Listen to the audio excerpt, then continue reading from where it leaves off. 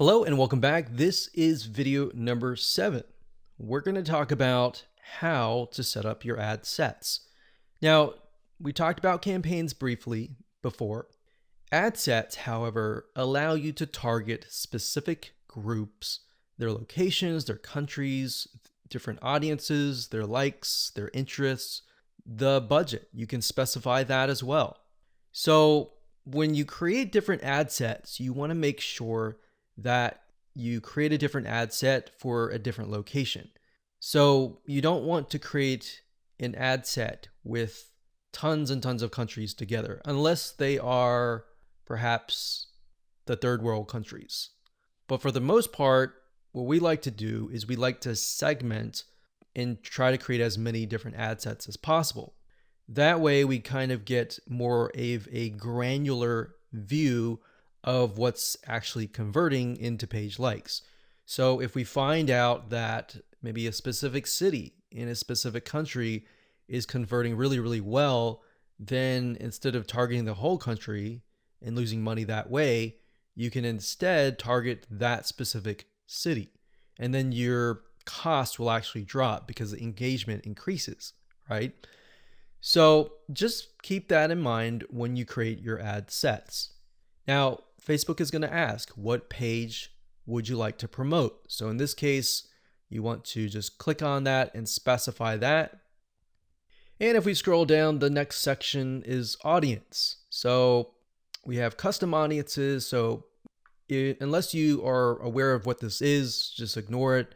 But basically, custom audiences are, think of lists or email lists, basically, of people that have visited a certain page and hit your pixel. So if you do have a custom audience, you can enter that here. Now, for now, just ignore this. So if we scroll down further, it says location.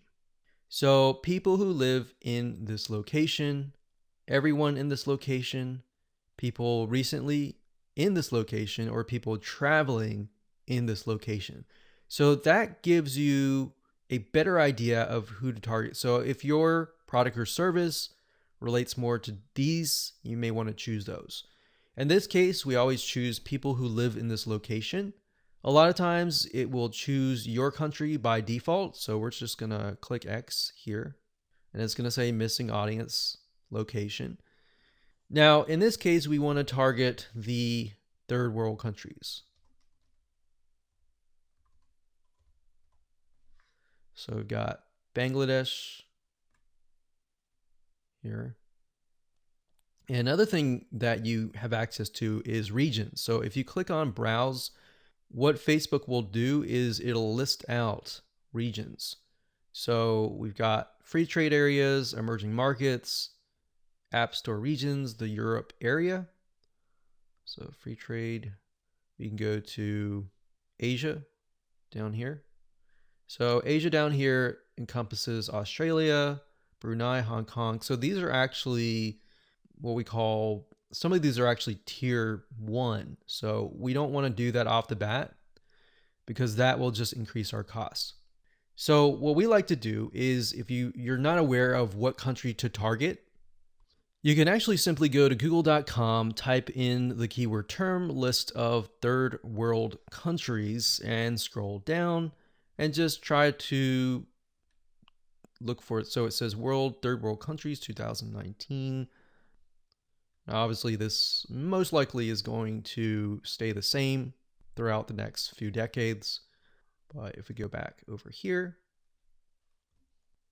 Okay, so I scrolled down the page and I found a list of third world countries. So we can see a list, we can see the population here. So what we could do is we could sort by population. So as you can see, I mentioned Bangladesh because Bangladesh actually works fairly well in our past campaigns. So we've got that, we've got Ethiopia, we got Congo, Tanzania, Myanmar is another one. Let's see, Myanmar. Okay, so when we go back here, we can type in that country and we just click it like that. Now, I want you to know that some countries may not exist. So you might type in some and think, okay, where is it? It's because some of them just don't have access to Facebook at all, or Facebook hasn't been allowed into that territory yet. Now, if you don't want to enter them one by one, you can create a list of them and then enter them and copy and paste them in here by clicking add locations in bulk and going through that process. Next, we have age and gender. Generally speaking, you want to choose something broad. You always want to start out broad and then get narrow later down the road, unless you've done tests before and you know that the age range is a specific group, because otherwise you might be ruling out people who may be within an age range that you're not targeting. That is actually going to be a highly engaged audience. So we're going to leave that as it is. Now, languages. Because we are targeting third world countries, we know that a lot of them speak English, but some of them might be getting on Facebook and they may not speak English. So if that's the case, they're going to see your ad and you're going to pay money to someone who you're essentially not going to be able to communicate to. So we enter English here. Next up, we have detailed targeting. This is very important as well because this will allow you to target on a granular level as to what people's interests are. Now, if you're not familiar with how Facebook interests works, this is basically how it works. So Facebook has what we call a Facebook tracking pixel. And these are pixels that are placed by website owners like us on our websites. And whenever somebody visits those pages, they are then pixeled, or Facebook sees them and they see them visiting, let's say, a barbecue website. So the people that you're targeting are actually interested in that particular interest. So there's different things you can target. You can target, we'll just type in motivational. So you can see motivational quotes here. So that's one. Now, if you type that in again, motivational quotes, sometimes it'll give you suggestions and you can click suggestions and it'll give you a list of other similar interests that are directly related to this particular interest. And you can pick and choose those. Now, I want to say when it comes time to analyzing your data, Facebook will actually tell you where the Facebook page likes come from and based on what targeting. So even if you have several in here, it's okay.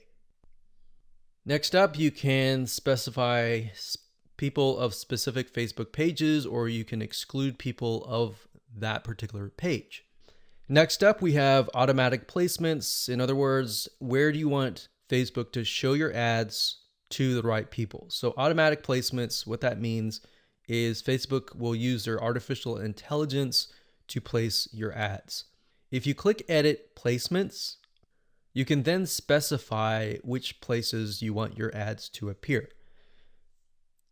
So you can do all devices, which is highly recommended if you're starting out and you don't know just yet.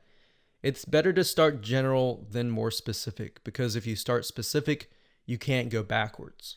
It's kind of like taking an image and then making it small and cropping it and decreasing the size and just trying to get back to the bigger size. It doesn't work that way. So you got to start general and then move to specific.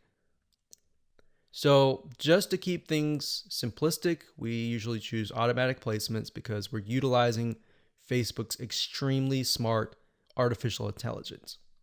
Okay, so we got optimization and spending controls. Usually just keep everything by default and click continue. And that's it. So that's all there is in terms of setting up an ad set. Now we can create an ad, which is the images, the content that you want to essentially put against each other and figure out what is actually converting. All right, we'll see you in that